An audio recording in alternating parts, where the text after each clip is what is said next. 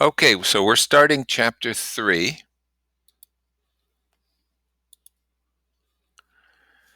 and we're going to go to finally get to see Mr. Gadsby.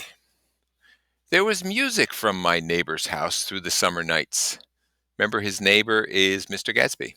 In his blue gardens, men and girls came and went among the whisperings and the champagne and the stars.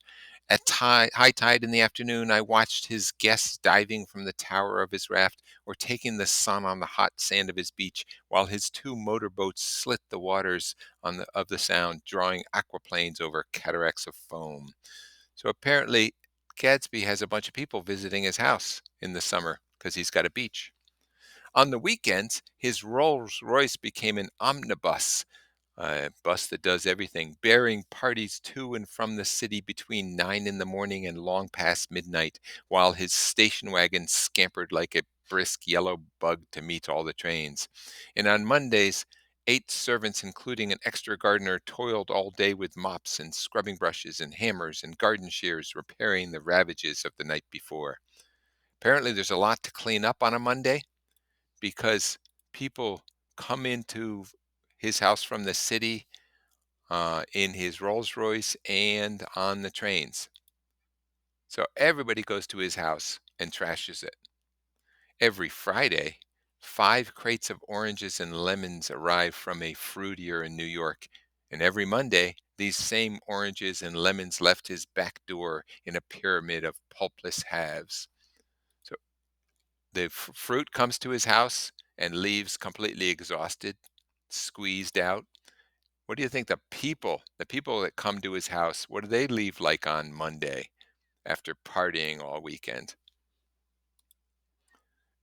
There was a machine in the kitchen which could extract the juice of 200 oranges in half an hour if a little button was pressed 200 times by a butler's thumb. And at least once a fortnight, that's 14 days, a corps of caterers came down with several hundred feet of canvas and enough colored lights to make a Christmas tree of Gadsby's enormous garden. On buffet tables garnished with glistened hors d'oeuvres, spiced baked hams crowded against salads of harlequin designs and pigs, and turkeys bewitched to a dark gold. In the main hall, a bar with a real brass rail was set up and stocked with gins and liquors and with cordials so long forgotten that most of his female guests were too young to know one from another. So every 2 weeks he throws a massive party. By 7 o'clock, the orchestra has arrived. No thin 5 piece affair, but a whole pitful of oboes and trombones and saxophones and viols and cornets and piccolos and low and high drums. The last swimmers have come in from the beach now and are dressing upstairs. The cars from New York are parked 5 deep in the drive, and already the halls and salons and verandas are gaudy with primary colors, and hair shorn in strange new ways, and shawls beyond the dreams of Castile. The bar is in full swing, and floating rounds of cocktails permeate the garden outside until the air is alive with chatter and laughter and casual innuendo and introductions forgotten on the spot and enthusiastic meetings between women who never knew each other's names. So here we are. We saw the video about the speakeasies and the parties and the bars. Here we are at a bar with new hairstyles and new dresses and primary colors and lots of alcohol. But this is at his house. He's turned his house into a speakeasy. The lights grow brighter as the earth lurches away from the sun, and now the orchestra is playing yellow cocktail music, and the opera of voices pitches a key higher. Laughter is easier minute by minute, spilled with prodigality, tipped out at a cheerful word. The groups change more swiftly, swell with new arrivals, dissolve and form in the same breath. Already there are wanderers, confident girls, who weave here and there among the stouter and more stable, become for a sharp, joyous moment the center of a group, and then, excited with triumph, glide on through the sea change of faces and voices and color under the constantly changing light. So you remember 1920s, one of the things that started to happen was women got the vote. World War I was over. They thought that was the last war ever. People were making money in the stock market. Girls were cutting their hair in different ways and wearing shorter dresses. So the girls were starting to explore the party as if they don't need the protection of a man. Suddenly, one of the gypsies in trembling opals seizes a cocktail out of the air, dumps it down for courage, and moving her hands like Frisco, dances out alone on the canvas platform. A momentary hush.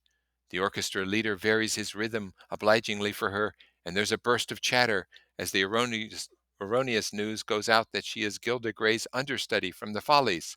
The party has begun. I believe on that first night I went to Gadsby's house, I was one of the few guests who had actually been invited. People were not invited, they just went there.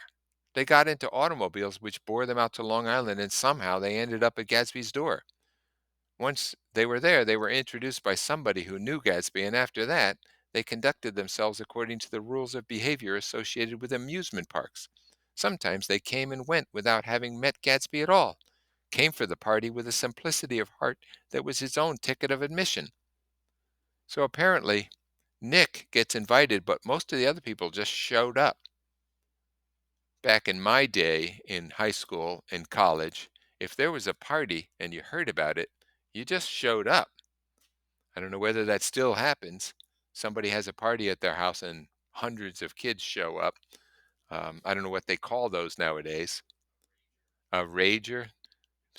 He's having these ragers and people are just showing up at Gadsby's house. I, this is Nick, remember, who's telling the story. I had been actually invited. A chauffeur in a uniform of robin's egg blue crossed my lawn early that Saturday morning with a surprisingly formal note from his employer. The honor would be entirely Gadsby's, it said, if I would attend his little party that night. He had seen me several times, and had intended to call on me long before, but a peculiar combination of circumstances had prevented it. Signed, J. Gadsby, in a majestic hand. Dressed up in white flannels, I went over his lawn a little after 7. Okay, wait a minute. White flannels. If you look back in the history books, you notice that the rich people had these white pants and jackets that they would wear, and it was very formal and very summer like. Um, and yet, Gadsby has his chauffeur dressing up in robin's egg blue. It's an interesting color for a chauffeur. What color uniform would you expect a chauffeur to have nowadays? Black, right? Straight up black, boring black. And then the rich people dressed up in their white flannels, and the help was dressed up in black. So I dressed up in white flannels and wandered around rather ill at ease among the swirls and eddies of people that I didn't know, although here and there was a face I had noticed on the commuting train. I was immediately struck by the number of young Englishmen dotted about, all well dressed, all looking a little hungry, and all talking in low, earnest voices to solid and prosperous Americans. I was sure that they were selling something, bonds, or insurance, or automobiles. They were at least agonizingly aware of the easy money in the vicinity and convinced that it was theirs for a few words in the right key. As soon as I arrived, I made an attempt to find my host, but the 2 or 3 people of whom I asked his whereabouts stared at me in such an amazed way and denied so vehemently any knowledge of his movements that I slunk off in the direction of the cocktail table, the only place in the garden where a single man could linger without looking purposeless and alone. Okay, so he's alone at this party and he stands next to the bar because he doesn't want to look like a loser.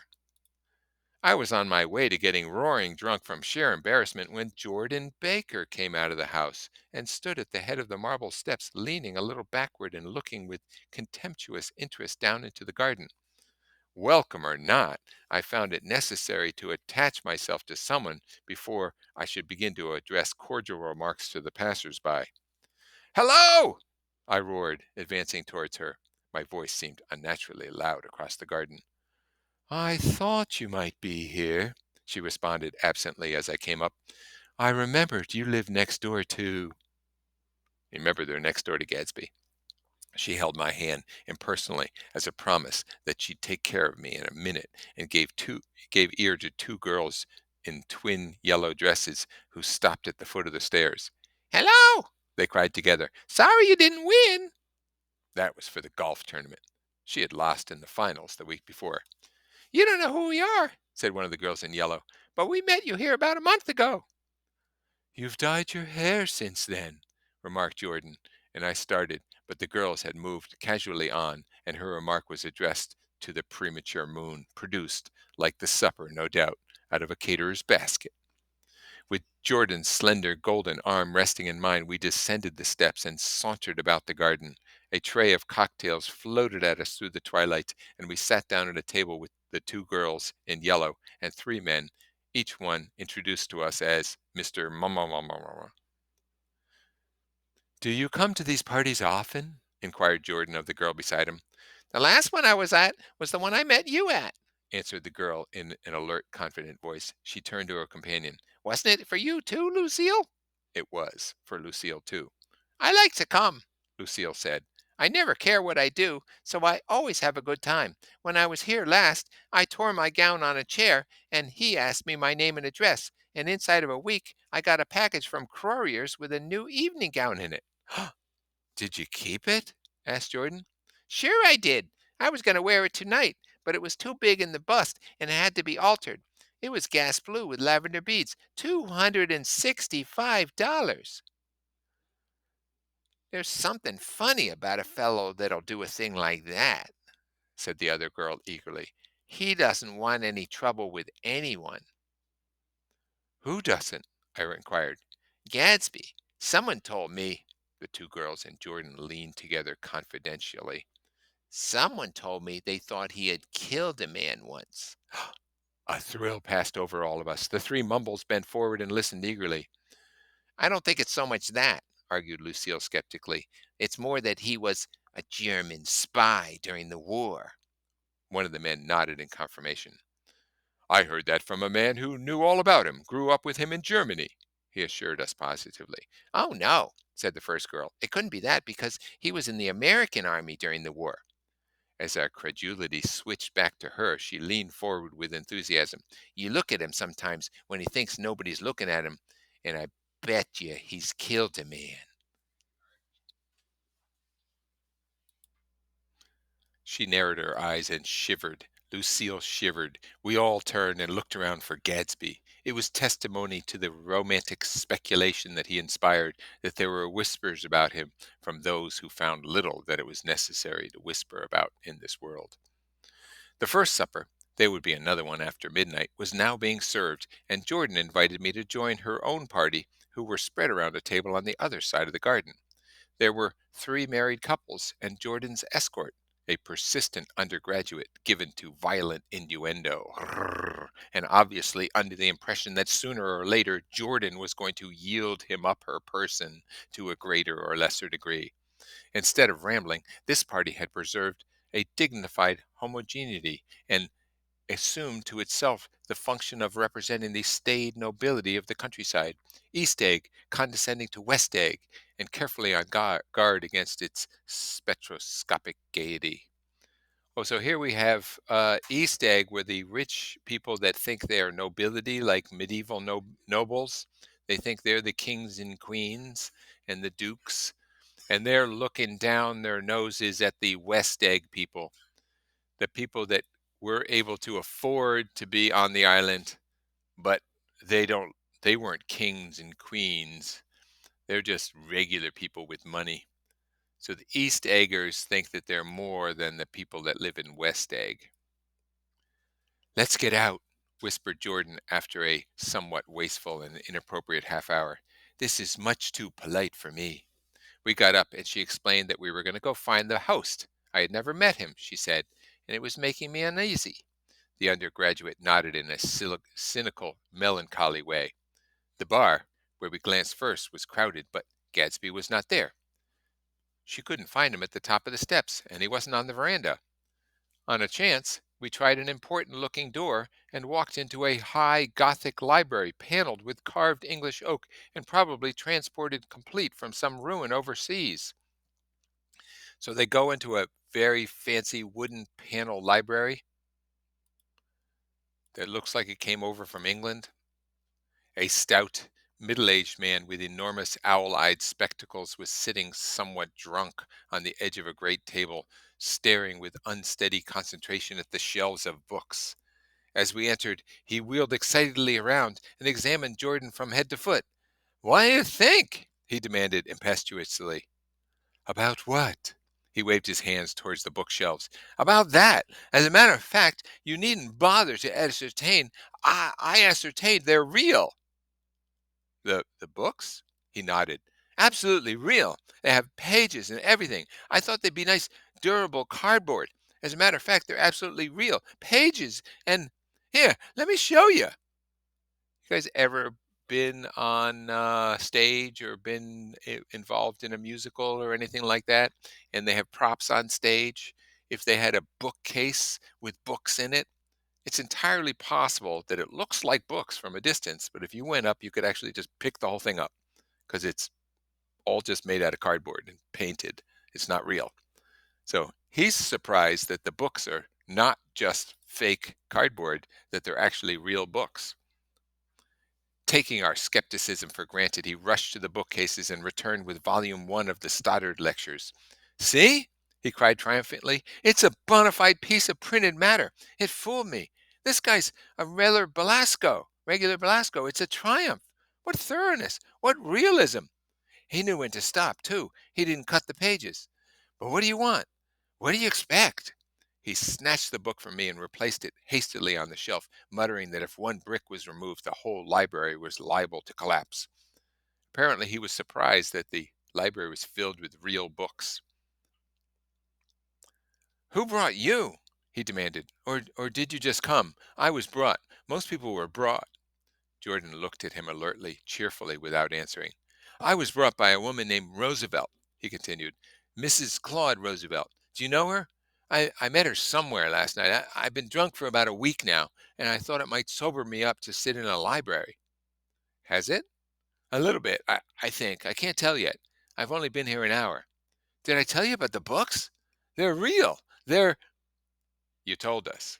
We shook hands with him gravely and went back outdoors.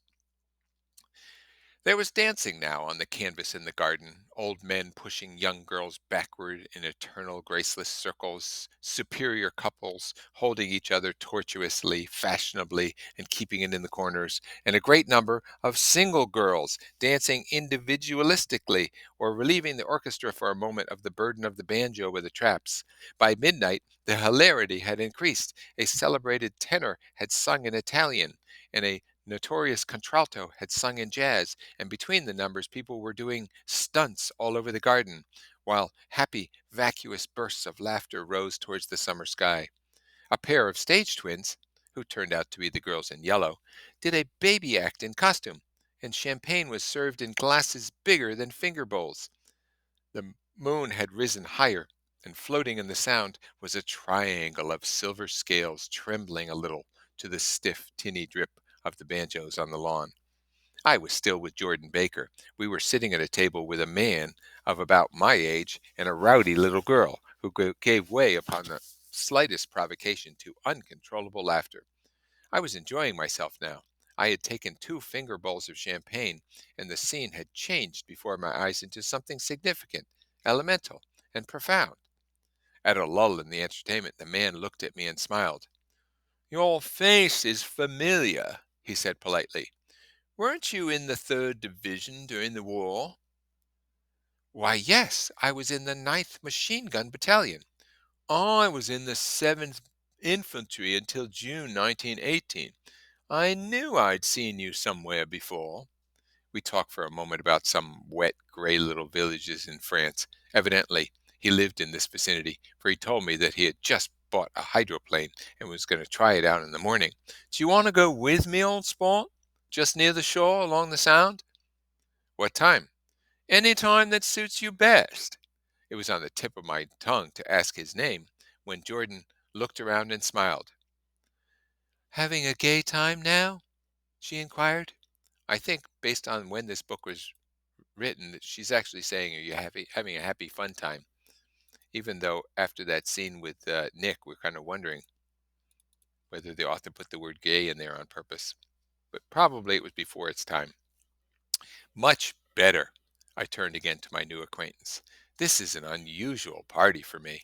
I haven't even seen the host. I live over there. I waved my hand at the invisible hedge in the distance, and this man, Gadsby, sent over his chauffeur with an invitation. For a moment, he looked at me as if he failed to understand. "Uh, I'm Gadsby," he said suddenly. "What?" I exclaimed. "Oh, I beg your pardon." "I thought you knew, old spot. I'm afraid I'm not a very good host." He smiled understandingly, much more than understandingly. It was one of those rare smiles with the quality of eternal reassurance in it that you may come across 4 or 5 times in life. It faced or seemed to face the whole external world for an instant and then concentrated on you with an irresistible prejudice in your favor. It understood you just so far as you wanted to be understood, believed in you as you would like to believe in yourself, and assured you that it had precisely the impression of you that at your best you hoped to convey. And precisely at that moment it vanished. They're talking about Gadsby's smile. Apparently, it was quite a smile. Then the smile vanished, and I was looking at an elegant young roughneck, a year or two over 30, whose elaborate formality of speech just missed being absurd. Some time before he introduced himself, I'd gotten a strong impression that he was picking his words with care. It's an interesting choice of words describing Gadsby as a roughneck, which back in my day, a roughneck was like, a thug, a delinquent, a criminal, a troublemaker. So he's describing this really rich guy as a roughneck with who picks his words with care. Almost at the moment when Mr. Gadsby identified himself, a butler hurried towards him with the information that Chicago was on calling him on the wire. He excused himself with a small bow that included each of us in turn. "If you want anything, just ask for it, old sport," he urged me. "Excuse me, I will rejoin you later." And when he was gone, I turned immediately to Jordan, constrained to assure her of my own surprise. I had expected that Mr. Gadsby would be a florid and corpulent person in his middle years, a rich fat guy. "Who is he?" I demanded. "Do you know?" "He's just a man named Gadsby." "Where's he from, I mean, and what does he do?" "Now you're started on the subject," she answered with a wan smile. "Well, he told me once that he was an Oxford man." A dim background started to take shape behind him, but at her next remark it faded away. "However, I don't believe it." "Why not?" "I don't know," she insisted. "I just don't think he went here." "Oxford University in England?" But she doesn't believe that he went to Oxford University. "Why not?" "I don't know," she insisted. "I just don't think he went there." Something in her tone reminded me of the other girls. "I think he killed a man," and had the effect of stimulating my curiosity. I would have accepted without question the information that Gadsby sprang from the swamps of Louisiana or from the lower east side of New York. That was comprehensible. But young men didn't, at least in my provisional experience. I believe they didn't, drift coolly out of nowhere and buy a palace on Long Island Sound.